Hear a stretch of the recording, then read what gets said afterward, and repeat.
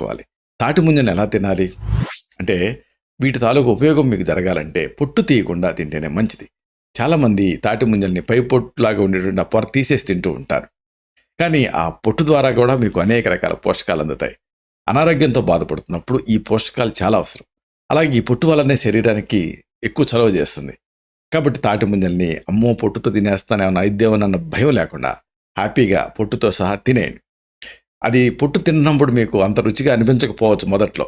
కానీ ఆ కాంబినేషనే బావుంటుంది. అంటే తాటి ముంజల పైన ఉండేటటువంటి ఆ తోలు లేదా పొట్టు, అలాగే ముంజలు. ఈ కాంబినేషన్ తింటే మీకు ఆహ్, మీకు ఐస్ క్రీమ్‌లో ఇలాంటి వాటిలలో పలుకులు పలుకులుగా ఎట్లా తగులుతూ ఉంటుందో, ఇది గూడా మీకు బటర్ స్కాచ్ ఐస్ క్రీమ్‌లు తింటున్నప్పుడు ఏ ఫీలింగ్ అయితే ఉంటుందో, ఇది గూడా అదే ఫీలింగ్‌లో అనిపిస్తుంది. కాబట్టి ఈ వేసవిలో మిమ్మల్ని మీరు ఎండల నుంచి రక్షించుకోవటానికి తాటి ముంజలు తినండి.